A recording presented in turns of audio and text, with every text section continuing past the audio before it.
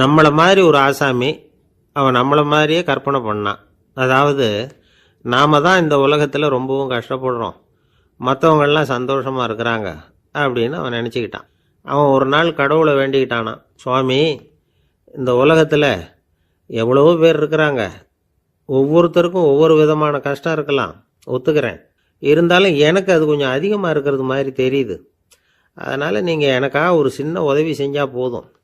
அது வேற ஒன்றும் இல்லை, என்கிட்ட இருக்கிற துயரங்களை இன்னொருத்தர் யாருக்கிட்டையாவது கொடுத்துருங்க, அவர்கிட்ட இருக்கிற துயரங்களை என்கிட்ட மாற்றி கொடுத்துருங்க. ஒரு மியூச்சுவல் டிரான்ஸ்ஃபர், அவ்வளவுதான். அப்படி பண்ணிவிட்டா போதும் அப்படின்னு வேண்டிக்கிட்டானான்.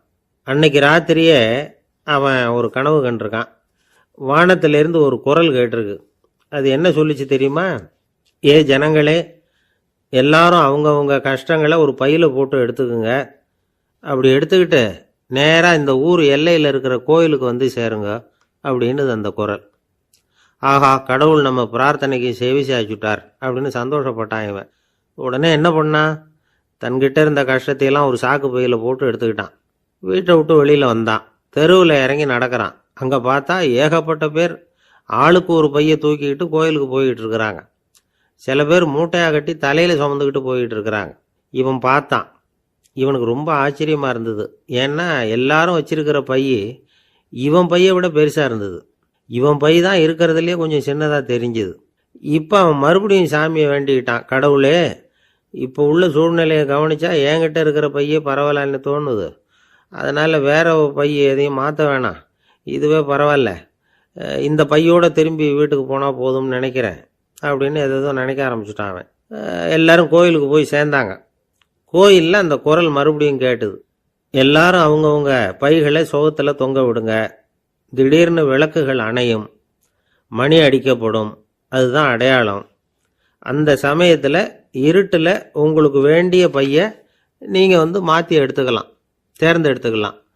வெளிச்சம் இருக்கிறப்பவே உங்களுக்கு பிடிச்ச பைக்கு பக்கமாக பார்த்து நீங்கள் நின்றுக்கலாம் அப்படின்னு சொல்லி விவரம் சொல்லிச்சான் அந்த குரல். அப்படி சொன்னதுக்கப்புறம் திடீர்னு விளக்கு அணைஞ்சிது, மணி அடிச்சுது. கொஞ்ச நேரம் கழித்து மறுபடியும் விளக்குகள்லாம் எரிஞ்சுது. இப்போ பார்த்தா எல்லாரும் அவங்கவுங்க பையையே கெட்டியாக பிடிச்சிக்கிட்டு நிற்கிறாங்க. இவனும் அப்படியே நிற்கிறான்.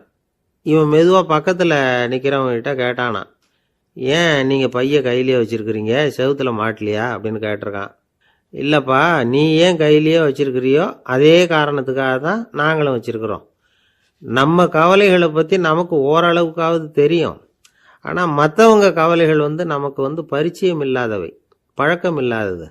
அதனால் நமக்கு தெரிஞ்ச கவலைகளை சமாளிக்கிறது சுலபம். தெரியாததை சமாளிக்கணும்னா மறுபடியும் ஆரம்பத்திலேருந்து ஆரம்பிக்கணும். அதனால் பழைய நண்பர்களோடு வாழறது தான் மேல் அப்படின்னு ஆனான். அதுக்கப்புறம் அவன் தன்னோட பையே போதும்னு வீட்டுக்கு திரும்பி வந்துட்டானான். இது ஒரு பெரியவர் சொல்லியிருக்கிற கதை. அதனால் நம்மகிட்ட இருக்கிற கஷ்டங்கள் தான் பெருசு, அதை இன்னொருத்தங்கிட்ட கொடுத்துட்டு மாற்றிக்கலாம் அப்படின்னு நினைக்கிறது தப்பு. இதே மாதிரி இன்னொரு சம்பவம். ஒரு ஊரில் ஒரு நாள் ராத்திரி ஆகாயத்திலேருந்து கடவுள் குரல் கேட்குது. இந்த ஊரில் இருக்கிற ஜனங்கள்லாம் கொஞ்சம் கவனிங்க, உங்களுக்கு ஒரு செய்தி. அதாவது இங்கே இருக்கிற ஜனங்கள்லேயே கொஞ்சம் கூட கவலையே இல்லாத ஆள் யாருன்னு எனக்கு தெரியணும். அதனால் எல்லாரும் அவங்கவுங்க கவலைகளை ஒரு பையில் போட்டு எடுத்துக்கிட்டு கோயிலுக்கு வாங்க அப்படின்னார் கடவுள். உடனே வரிசையாக எல்லாரும் வர ஆரம்பித்தாங்க. எல்லார் கையிலையும் பை இருந்தது, சின்னதும் பெருசுமா. கவலையே இல்லாத ஆள் யாருன்னு தேடினார் கடவுள். ஒரே ஒரு ஆள் மட்டும் கையில் எதுவும் இல்லாமல் வெறும் கையை வீசிக்கிட்டு ரொம்ப ஜாலியாக நடந்து வந்துக்கிட்டு இருந்தான். கடவுள் அவங்ககிட்ட போனார். ஏன்பா, உனக்கு கவலையே இல்லையா அப்படின்னு கேட்டார். எனக்கும் சில கவலைகள்லாம் உண்டு அப்படின்னானா அவன். எங்கே அதெல்லாம்னு கேட்டிருக்கார் கடவுள். பின்னாடி லாரியில் வந்துக்கிட்டு இருக்கு அப்படின்னானா அவன். ஒரு நாள் காலை நேரம் ஒரு குரு படுக்கையை விட்டு எழுந்திருக்கிறார். உடனே சீடர்களை பார்த்து எல்லாரும் இப்படி வாங்கங்கிறார். எல்லாரும் வர்றாங்க வேகமாக. என்னங்க வேணும் உங்களுக்கு அப்படிங்கிற மாதிரி எல்லாரும் குருவை பார்த்தாங்க பயபக்தியோட. குரு அந்த சீடர்களை பார்த்து, இதை பாருங்க, இப்போ நான் ஒரு சிக்கலான விவகாரத்தில் மாட்டிக்கிட்டு இருக்கிறேன், அதை நீங்கள் தீர்த்து வச்சா நல்லதுன்னார். சீடர்களுக்கு ஒன்றும் புரியல.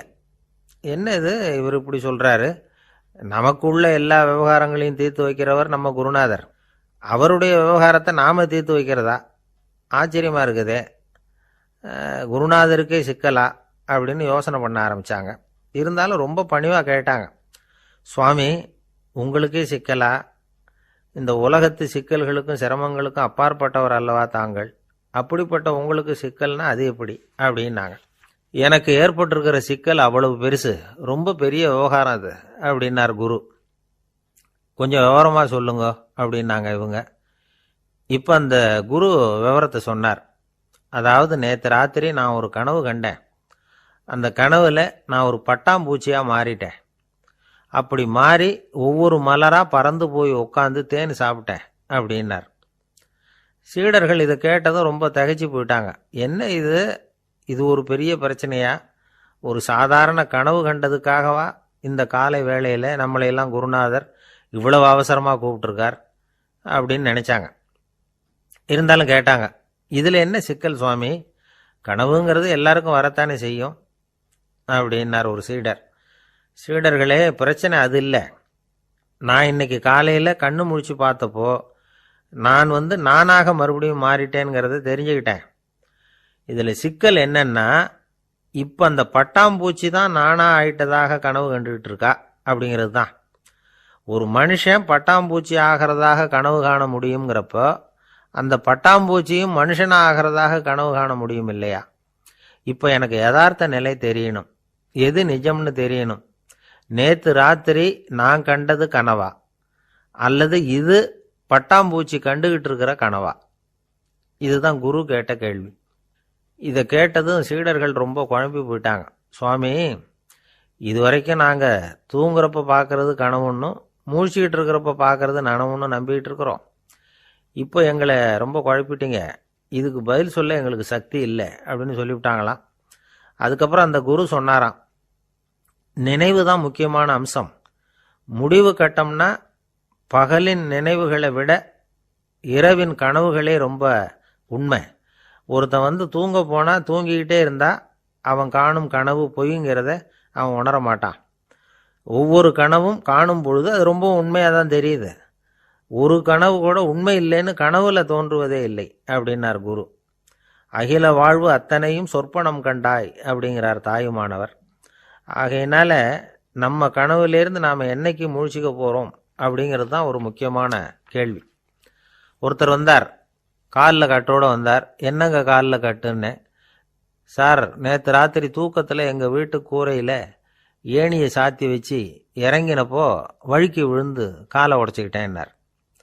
உங்கள் வீட்டில் தான் ஏணியே கிடையாது சார் அப்படின்னு. உண்மைதான் சார், நான் கீழே விழுந்து முழிச்சுக்கிட்டதுக்கு அப்புறம் தானே ஏணி இல்லைங்கிறது எனக்கு ஞாபகம் வந்தது அப்படின்னார். அளவுக்கு மிஞ்சினா எதுவுமே இடைஞ்சல் தானே. அன்பும் அப்படிதான். அன்பு அதிகமாக இருந்தால் அது எப்படி கெடுதல் பண்ணும் அப்படிங்கிற சந்தேகம் உங்களுக்கு வரலாம். தசரதன் கதை என்னாச்சு? கைகேயி மேலே வச்சு அளவு கடந்த அன்பு ராமன் காட்டுக்கு போறாப்புல ஆயிட்டுதுல்ல. தசரதன் எப்பேற்பட்ட அரசன்?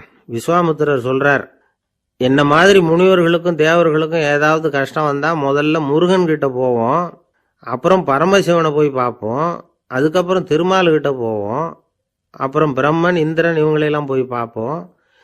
இவங்களாலையெல்லாம் முடியலன்னா கடைசியில் அயோத்திக்கு வருவோங்கிறார். உன்னை விட்டா வேற கதி உண்டோ அப்படின்னு தசரதனை பார்த்து விஸ்வாமித்திரரே சொல்றார். அப்பேற்பட்ட அரசன் தசரதன் கைகேயி காலில் விழறான்.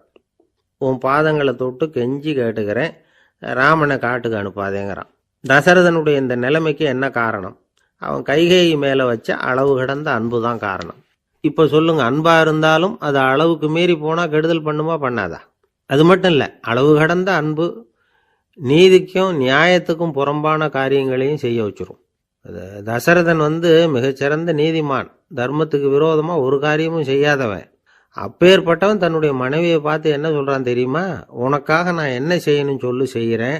ஒரு குற்றமும் செய்யாத ஒருத்தனை கொல்லணுமா கொல்றேன். மரண தண்டனை விதிக்கப்பட்ட ஒருத்தனை விடுதலை செய்ய சொல்றியா செய்கிறேன். எந்த பிச்சைக்காரனையாவது கோடீஸ்வரனாக சொல்றியா ஆக்குறேன், அல்லது கோடீஸ்வரனை பிச்சைக்காரன் ஆக்கணுமா ஆக்குறேன் அப்படிங்கிறான். நீதிக்கு விரோதமான இந்த பாவங்களை செய்யறதுக்கு அப்பேற்பட்ட அரசன் எப்படி துணிஞ்சான்? மனைவி பேரில் வச்ச அளவு கடந்த அன்பு தான் காரணம். திரிசூலம், வஜ்ராயுதம், வாள் இதுகளால் தாக்கப்பட்டா கூட அதையெல்லாம் கொஞ்சம் கூட லட்சியம் பண்ணாத ஒருத்தன் காமதேவனுடைய மலர் அம்புகள் தாக்குனா அதை அவனால் தாக்கு பிடிக்க முடியல, விழுந்துடுறான். காமதேவனுக்குள்ள மகிமையே அதுதாங்கிறார் துளசிதாசர். அதனால தான் பெரியவங்கள்லாம் என்ன சொல்கிறாங்கன்னா, எதையும் அளவுக்கு மீறி செய்யாதேங்கிறாங்க. அப்பா அம்மா மனைவி மக்கள் எல்லார் பேர்லேயும் அன்பு அவசியம்தான். ஆனால் அந்த அன்பு அறிவுக்கு புறம்பாக இருக்கக்கூடாது, அளவுக்கு மீறி இருக்கக்கூடாது. அப்போ தான் வாழ்க்கை சுகமாக இருக்கும். இல்லைன்னா அவஸ்தை தான். அளவுக்கு மீறின அன்புங்கிறது புரியுது, அது சரி. அறிவுக்கு புறம்பான அன்புங்கிறது எப்படி? ஒரு தாய்க்கு ஜலதோஷம் அல்லது ஏதோ ஒரு தொற்று நோயின்னு வச்சுங்களேன். அந்த அம்மாவுக்கு தன்னுடைய குழந்தை பேரில் அளவு கடந்த அன்பு. தனக்கு நோய் இருக்குது, அது அடுத்தவங்களுக்கு தொற்றக்கூடியது அப்படின்னு தெரிஞ்சிருந்தோம் அன்பை காட்டுறதுக்காக அந்த குழந்தைக்கு முத்தம் கொடுக்குறேன்னு தூக்கி வச்சுக்கிட்டு கொஞ்சம் ஆரம்பிச்சதுன்னு வச்சுக்கோங்க, அது நல்லா இருக்குமா? இதுதான் அறிவுக்கு புறம்பான அன்புங்கிறது. அது மாதிரி விலங்குகள்கிட்ட அன்பாயிருன்னு சொல்கிறோம். அதுக்காக புலிக்கு முத்தம் கொடுக்க முடியுமா? அப்படி கொடுத்தா அது அறிவுக்கு புறம்பான அன்பு. அதனால் அன்பு கூட அறிவுபூர்வமாக இருக்கணும் அப்படிங்கிறத இன்றைக்கி தகவல் மூலமாக நாம் புரிஞ்சுக்கணும். இந்த காலத்து காதலன் தன்னுடைய காதலிகிட்ட சொன்னானாம், இதை பாரு, உன் பேரில் எனக்கு அளவு கடந்த அன்பு, உனக்காக என்ன செய்யணும் சொல்லு செய்கிறேன், நெருப்பில் நடக்கணுமா நடக்கிறேன், நீரில் குதிக்கணுமா குதிக்கிறேன், உயிரையே கொடுக்கணுமா கொடுக்குறேன் அப்படின்னா. சரி, வர்றேன் ஞாயிற்றுக்கிழமை சாயந்தரம் 6 மணிக்கு இதே இடத்துக்கு வாங்க அப்படின்னுது அந்த பொண்ணு. இவன் கொஞ்சம் யோசனை பண்ணி பார்த்துட்டு, அன்னைக்கு மழை பெய்யாமல் இருந்தால் வந்துடுறேன் அப்படின்னு நானும். ஒரு நாள் ஒரு நண்பரை சந்தித்தேன். உங்கள் வீடு எதுன்னு உங்களுக்கு தெரியுமா சார்ன்னு. அவர் என்னை ஒரு மாதிரியாக பார்த்தார். அப்புறம் சொன்னார், தெரியும் அப்படின்னாரு. சரி, உங்கள் தொலைபேசி எண் உங்களுக்கு தெரியுமான்னு. அதுவும் தெரியும்னார். உங்கள் மனைவி மக்கள் யார் யாருன்னு உங்களுக்கு தெரியுமான்னு கேட்டேன். என்ன ஒரு மாதிரியாக பார்த்தார். அப்புறம் சொன்னார், அதுவும் தெரியும் சார் அப்படின்னார். சரி, நீங்கள் யாருன்னு உங்களுக்கு தெரியுமான்னு கேட்டேன். இப்போ தான் அவர் முழிக்க ஆரம்பித்தார். அவர் மட்டும் அப்படி இல்லை, நாம் எல்லாருமே அப்படி தான். எதிரில் நிற்கிறது யாருங்கிறது தெரியும், நாம் யாருன்னு நமக்கு தெரியாது. உண்மையிலேயே நாம் யார்? இந்த கேள்விக்கான பதிலை தான் வாழ்க்கை பூரா நாம் தேடிட்டு இருக்கிறோம்.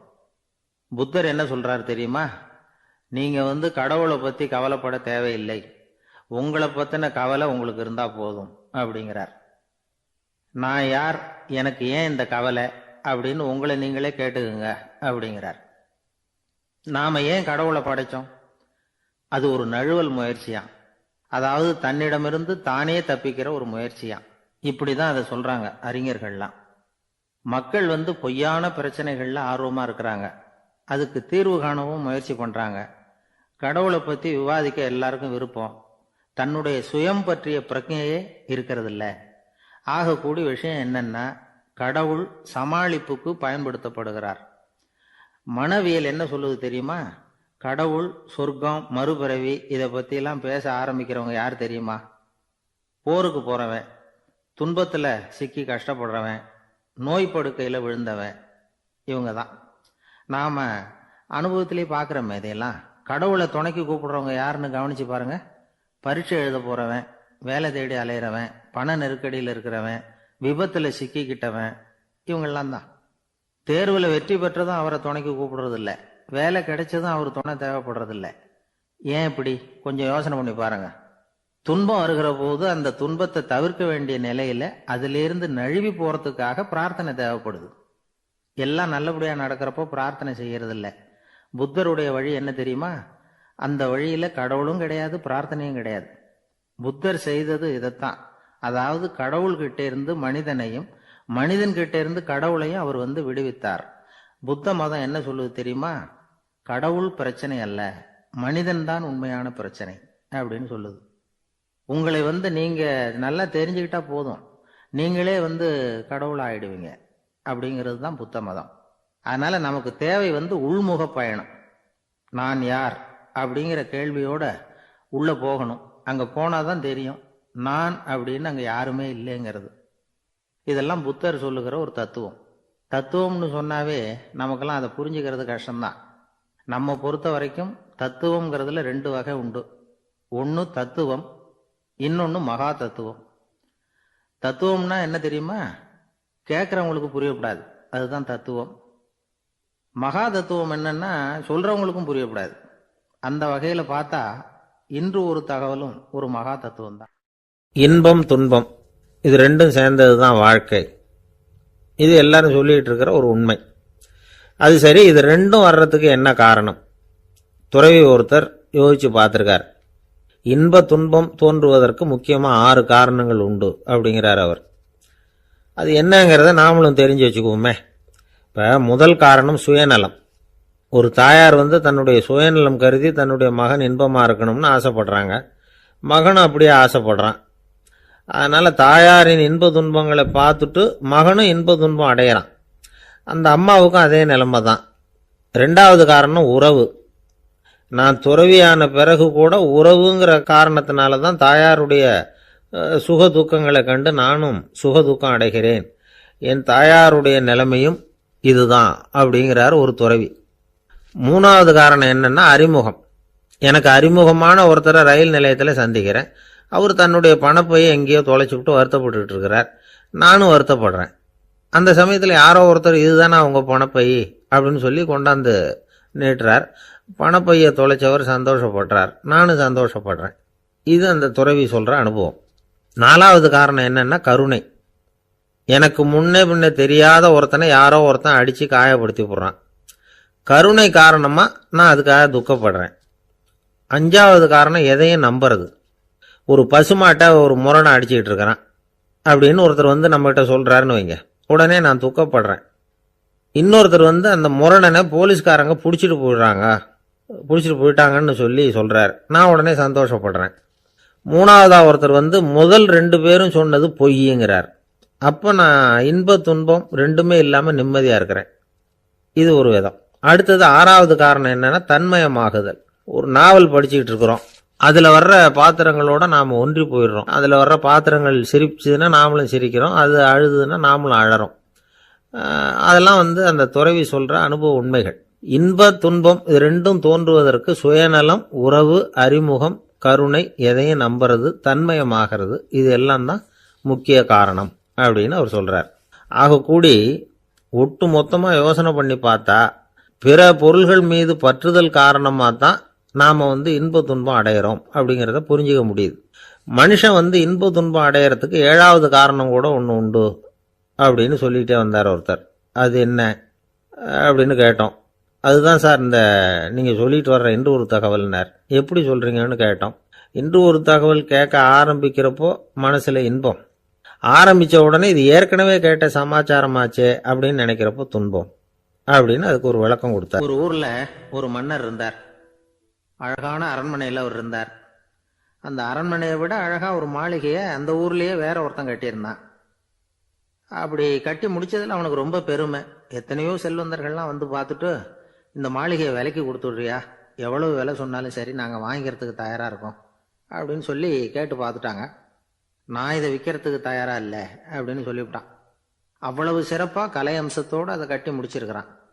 அதுவே ஒரு பெரிய அரண்மனை மாதிரி இருந்ததுன்னா பார்த்துங்களேன். சுற்றிலும் அழகான பூந்தோட்டம். ஒரு நாள் அவன் எங்கேயோ வெளியூர் போயிட்டு திரும்பி வந்துகிட்டு இருக்கிறான். அப்போது அந்த மாளிகை தீப்பெட்டி எரிஞ்சிக்கிட்டு இருக்கு. பதறி போட்டான். விலைக்கு கேட்டவங்க யாராவது இதை செஞ்சுருக்கணும், இல்லைன்னா மன்னரே செய்த சதியே என்னவோ, இப்படிலாம் அவனுக்கு சந்தேகம். ஒரு மூலையில் உட்காந்து அழ ஆரம்பிச்சிட்டான். அந்த சமயத்தில் அவனுடைய மகன் அங்கே ஓடி வந்தான். அப்பா அழாதீங்க, இதை நான் நேற்று ராத்திரியே நம்ம ஊர் மன்னருக்கு விற்றுட்டேன். இதை கட்டி முடிக்க நமக்கு எவ்வளவு செலவாச்சோ அதை போல் 3 மடங்கு விலைக்கு விற்றுட்டேன், கவலைப்படாதீங்க. இதை விட அழகான மாளிகையை நாம் புதுசாக கட்டிக்கலாம்னா. இதை கேட்டதும் அழுதுகிட்டு இருந்தவன் அழுகையை நிறுத்தினான், சிரிக்க ஆரம்பிச்சுட்டான். இதே இடத்த நான் மன்னர்கிட்ட இருந்து விலைக்கு வாங்குவேன், இதை விட அழகான மாளிகையை கட்டுவேன் அப்படின்னு சுற்றி நின்று எல்லார்கிட்டையும் சொல்லிக்கிட்டு இருந்தான். இந்த சமயத்தில் அவனோட இளைய மகன் ஓடி வந்தான். அப்பா, அண்ணன் சொன்னதெல்லாம் சரிதான், மன்னர்கிட்ட விலை பேசினதெல்லாம் உண்மைதான், ஆனால் விற்றது பேச்சு அளவில் தான். இனிமே தான் பத்திரம் வாங்கணும், எழுதணும், நீங்கள் கையெழுத்து போடணும், பதிவு பண்ணணும், மன்னர்கிட்ட பணம் வாங்கணும். அதுக்காகத்தான் உங்களை எதிர்பார்த்துக்கிட்டு இருந்தோம். அதுக்குள்ளே இப்படி ஆயிட்டுதுன்னா. இப்போ சிரிச்சுக்கிட்டு இருந்தவன் சிரிப்பை நிறுத்தினான். மறுபடியும் குழந்தை மாதிரி அழ ஆரம்பிச்சுட்டான். இது ஒரு சம்பவம். இதிலிருந்து என்ன தெரியுது?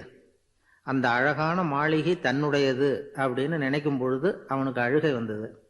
அது தன்னுடையது இல்லை அப்படின்னு நினைக்கிற போது சிரிப்பு வந்தது. மறுபடியும் அது தன்னுடையது தான் அப்படிங்கிற உணர்வு வரும்பொழுது அழுகை. எது எதிலிருந்து நீ நீங்கி இருக்கிறாயோ அது அதிலிருந்து உனக்கு துன்பம் இல்லை அப்படிங்கிறார் திருவள்ளுவர். இந்த உடம்பு என்னுடையதில்லை அப்படிங்கிற உணர்வு வந்துட்டா அது ஒரு பெரிய நிலை. அந்த நிலை வரணும். எல்லாத்தையும் பயன்படுத்திக்கலாம், ஆனா பற்றுல விழுந்துடக்கூடாது. உலகத்தில் இருங்கள், ஆனால் உலகத்தவராக இருக்காதீர்கள்.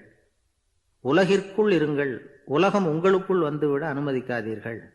விலகி இருங்கள், விழித்திருங்கள், மௌனமாய் பார்த்திருங்கள் அப்படிங்கிறது சான்றோர் கருத்து.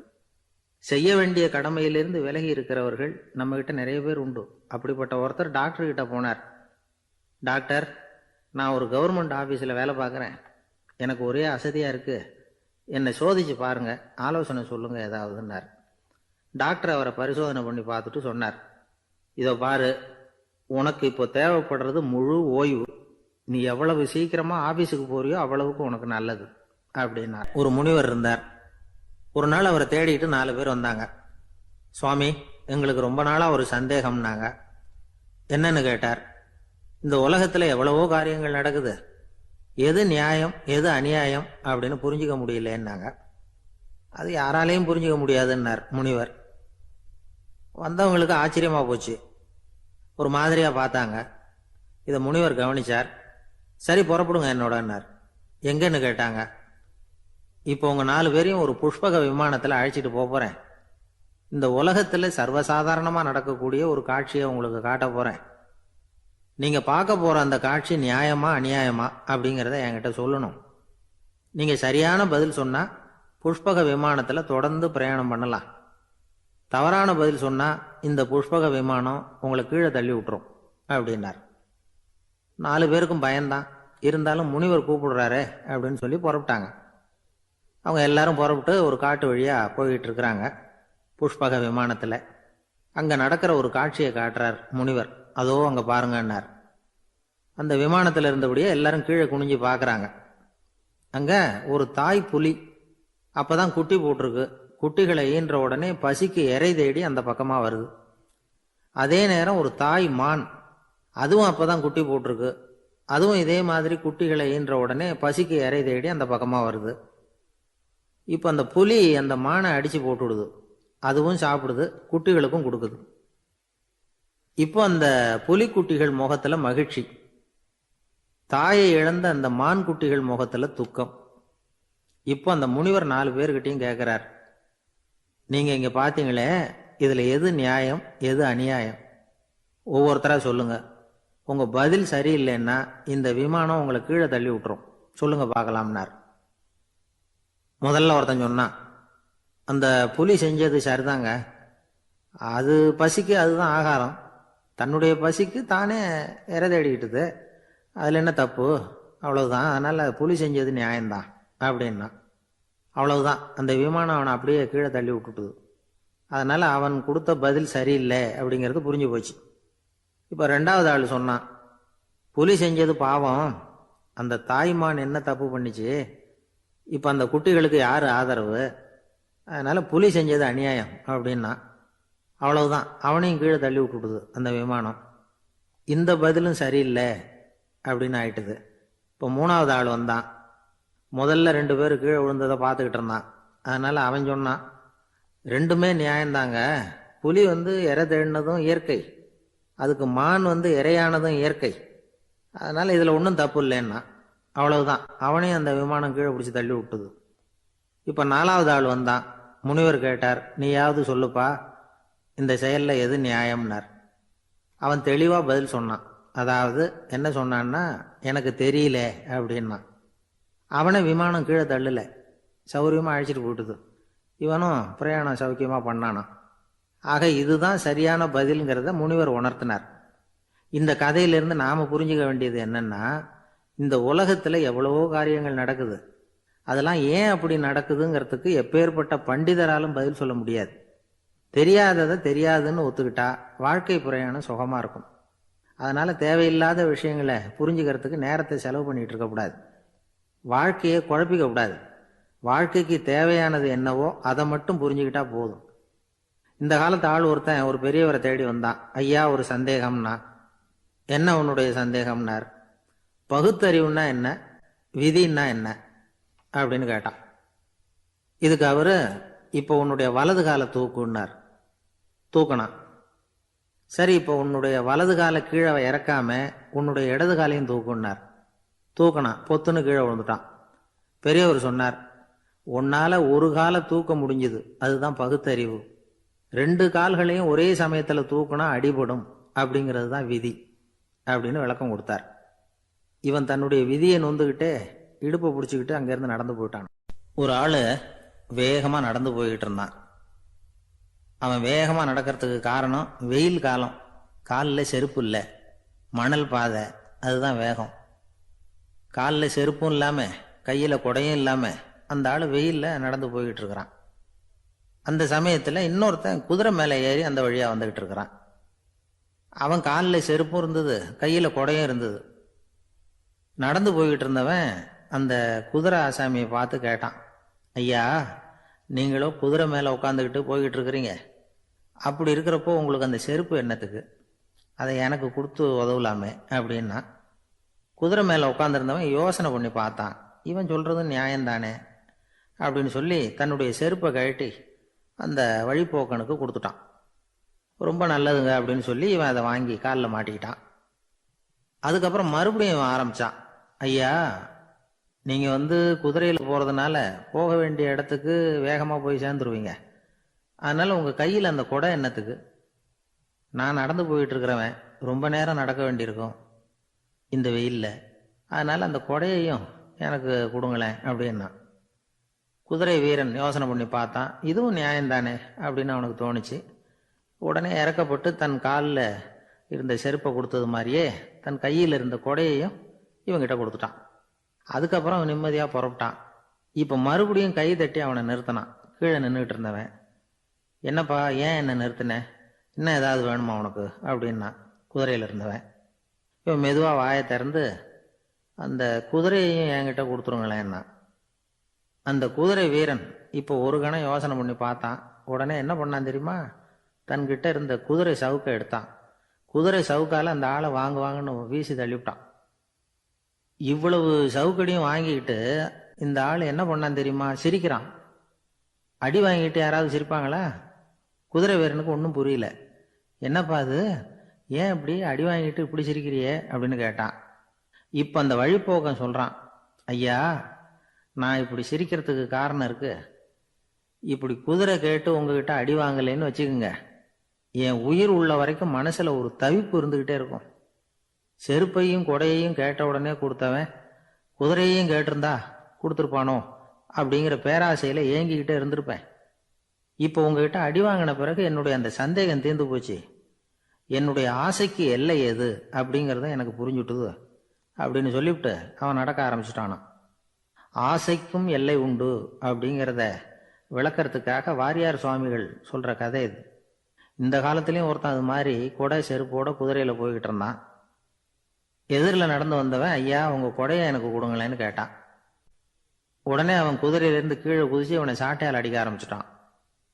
இன்னொருத்தர் அந்த வழியாக வந்தவர் இதை பார்த்தார். ஏன்பா, அவன் கேட்டான், உன்னால் முடியலன்னா இல்லைன்னு சொல்லிட வேண்டியது தானே, அதுக்காக ஏன் இப்படி அவனை போட்டு அடிக்கிறேன்னு கேட்டார். உங்களுக்கு விவரம் புரியாது சார், காலம் ரொம்ப கெட்டு போச்சு. கேட்டதை கொடுத்தேன்னு வச்சுக்கோங்க, இந்த குதிரையே என்னோடது, அவன் திருடிக்கிட்டு போகிறான் அப்படின்னு என் பேரில் புகார் கொடுக்க ஆரம்பிச்சிருவான் சார் அப்படின்னா. அது எப்படி அவ்வளோ உறுதியாக சொல்கிறேன்னு கேட்டார் அவர். ஏற்கனவே அது மாதிரி ஒருத்தன் பேரில் புகார் கொடுத்துட்டு தான் இந்த குதிரையை நான் தள்ளிட்டு வந்துக்கிட்டு இருக்கிறேன் அப்படி. ஒரு ஊரில் ஒரு குரு இருந்தார், ஜென் குரு. அவரை தேடிட்டு ஒரு மன்னர் வந்தார். வந்தவர் ஜப்பான் மன்னர். தோட்டக்கலையை பற்றி தெரிஞ்சுட்டு போகிறதுக்காக அவர் வந்தார். எப்படி தோட்டம் அமைக்கிறது அப்படிங்கிறத பற்றி அந்த குரு விவரமாக சொல்லி கொடுத்தாரு. 1 நாள் 2 நாள் இல்லை, 3 வருஷம் கற்றுக் கொடுத்தார்.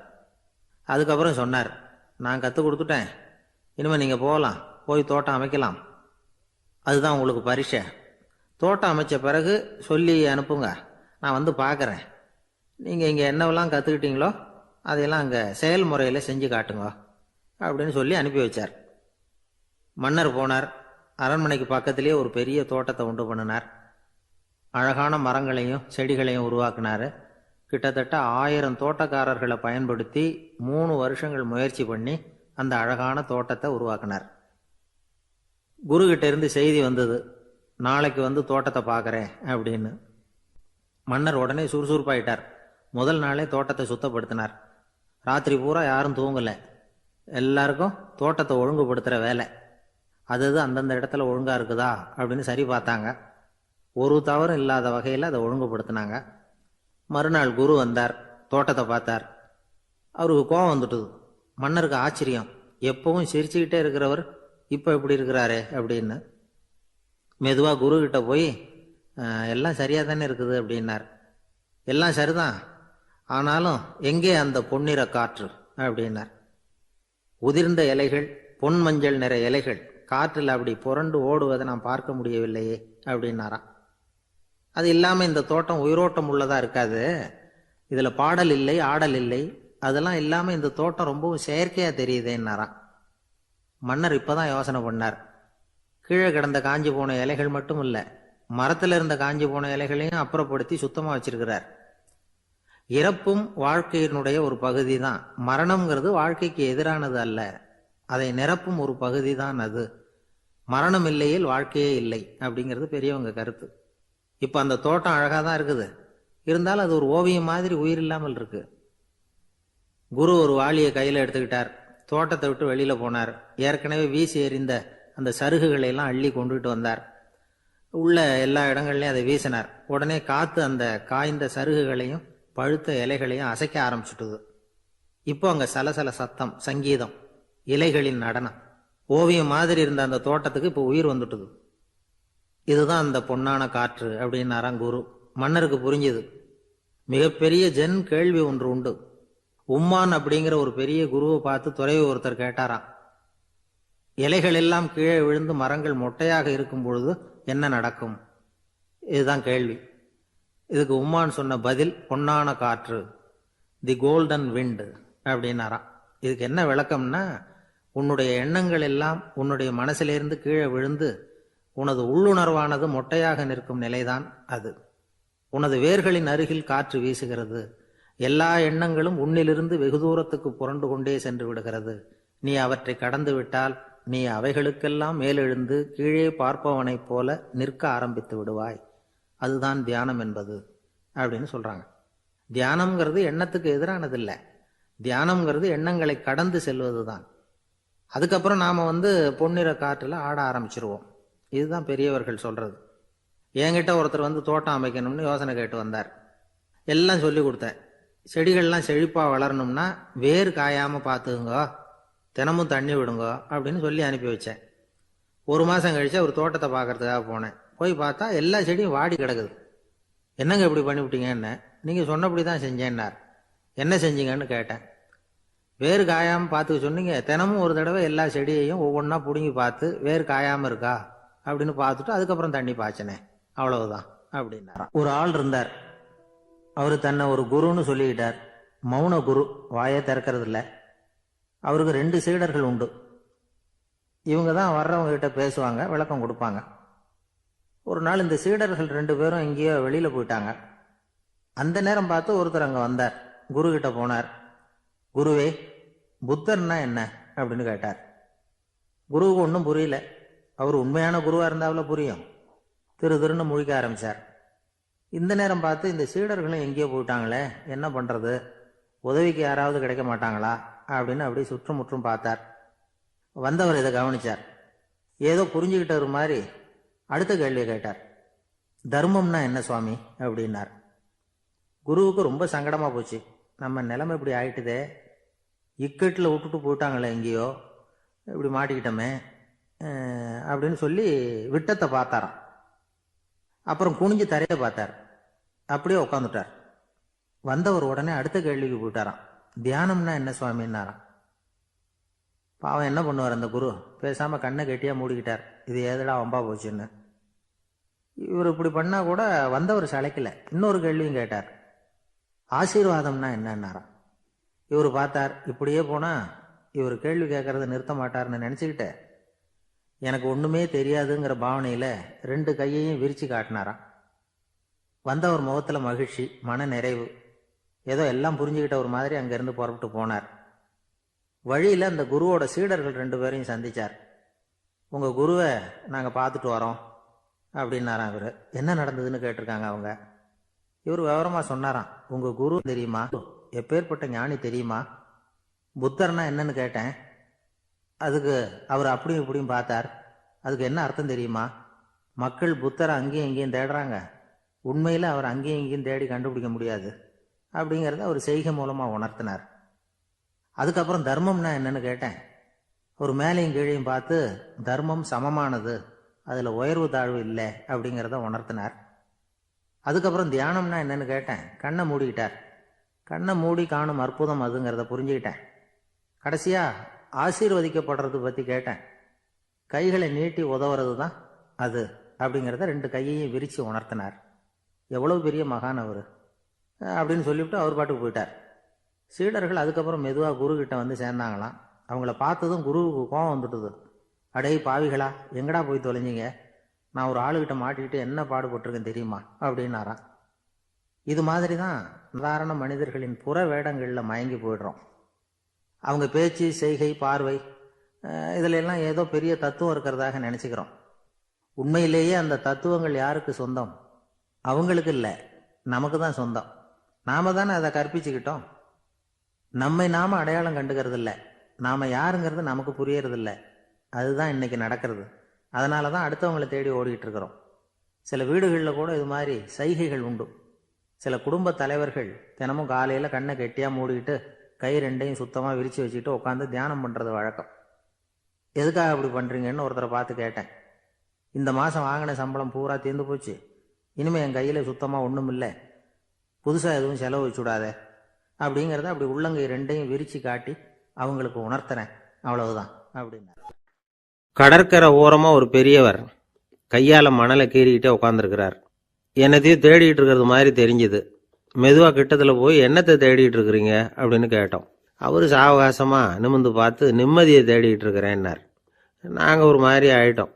இருந்தாலும் சமாளிச்சுக்கிட்டு, சார் மணலில் வந்து கிழிஞ்சல் தான் கிடைக்கும், நிம்மதி கிடைக்காது அப்படின்னோம்.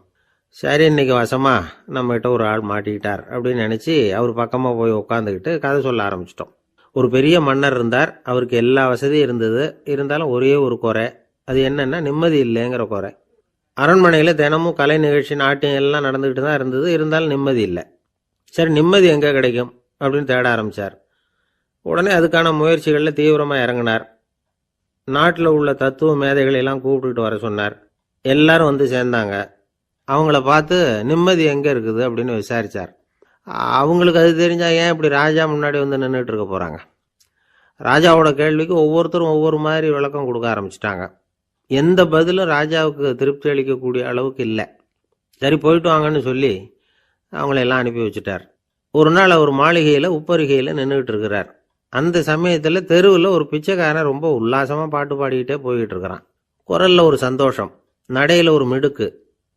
அவங்ககிட்ட கொஞ்சம் கூட கவலை இருக்கிறதா தெரியல. உடனே ராஜா இதை பார்த்தார். ஏவலாளிகளை வந்து கைதட்டி கூப்பிட்டார். உடனே ஓடி போய் அந்த பிச்சைக்காரனை இங்கே அழைச்சிட்டு வாங்கன்னு உத்தரவு போட்டார். இவங்க உடனே ஓடி போய் அவனை கூப்பிட்டாங்க. அரண்மனைக்கு வாழ்ந்தாங்க. அவன் வரல. அரண்மனைக்குள்ளே அடி எடுத்து வைக்க மாட்டேன்னு சொல்லிவிட்டான். ராஜா கிட்ட வந்து விஷயத்தை சொன்னாங்க. அவருக்கு ரொம்ப ஆச்சரியம், இப்படி ஒரு ஆள் இருக்கிறானா அப்படின்னு. சரி, அவன் என்னதான் சொல்கிறான் அப்படின்னு விசாரித்தார். இவங்க மறுபடியும் தெருவுக்கு போய் கேட்டாங்க. என்னை பார்க்கணும்னா ராஜா விருப்பப்பட்டார்னா அவரை வேணும்னா இங்கே வர சொல்லுங்க அப்படின்னு சொல்லிவிட்டான். அதை வந்து ராஜா கிட்ட சொன்னாங்க. அவருக்கு கோபம் வரல. இவ்வளவு சுதந்திர உணர்வோடு இருக்கிறவன் சாதாரண ஆளாக இருக்க முடியாது அப்படின்னு நினைச்சார். உடனே கிடுகிடுன்னு இறங்கி தெருவுக்கு வந்தார். பிச்சைக்காரங்கிட்ட போனார். நீ கவலைப்படாமல் சந்தோஷமாக பாடிக்கிட்டு போறியே, அது எப்படி முடியுது உன்னால அப்படின்னு கேட்டார். ஏன் அப்படி கேட்குறீங்கன்னு அவன், அதுக்கு இல்லை, எனக்கு அரண்மனையில் எவ்வளவோ சுகபோகங்கள்லாம் இருக்குது, இருந்தாலும் நிம்மதி இல்லை. இது ஏன்னு எனக்கு தெரியல. இந்த தேசத்தில் உள்ள அறிஞர்களை எல்லாம் கூப்பிட்டு கேட்டு பார்த்துட்டேன், அவங்களுக்கும் தெரியல.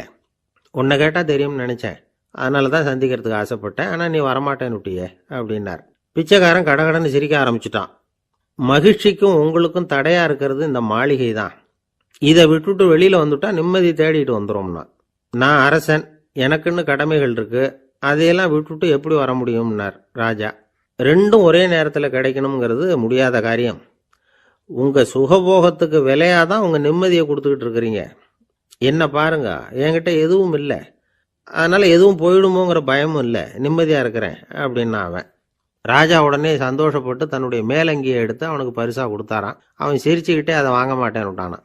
இதை நீங்கள் எனக்கு கொடுக்கறதுனால எந்த பயனும் இல்லை, அதே நேரத்தில் அதை வாங்கிக்கிட்டேன்னா அடுத்த வினாடியிலேருந்து அதை எப்படி காப்பாற்றுறதுங்கிற கவலை எனக்கு வந்து சேர்ந்துடும். அப்புறம் தூக்கம் வராது, நிம்மதி போயிடும் அப்படின்னு நானாம் சொல்லிவிட்டு அவன் பாட்டுக்கு சந்தோஷமாக பாடிக்கிட்டே போயிட்டான். நிம்மதி எங்கே இருக்குங்கிறதையும் ராஜா தெரிஞ்சுக்கிட்டார். அந்த இடத்துக்கு தன்னால் போக முடியாதுங்கிறதையும் அவர் புரிஞ்சுக்கிட்டார். இப்படி இந்த கதையை அந்த கடற்கரையில் மணலை கீறிக்கிட்டே உட்காந்துருந்தார அந்த பெரியவர்கிட்ட சொல்லி முடித்தோம். அவர் முகத்தில் ஒரு தெளிவு தெரிஞ்சுது. எங்களை நிமிர்ந்து பார்த்தார். ரொம்ப நன்றிங்க, இப்போ எனக்கு தெரிஞ்சு போச்சு. நிம்மதி வேணும்னா அதுக்கு என்ன பண்ணணும்னு இப்போ நல்லா புரிஞ்சுக்கிட்டேன் அப்படின்னார். என்ன புரிஞ்சுக்கிட்டீங்கன்னு கேட்டோம். இனிமே இந்த பக்கம் வந்தால் உங்கள் கண்ணில் படாத இடமா பார்த்து உட்காரணும்னு புரிஞ்சுக்கிட்டேன் அப்படின்னார்.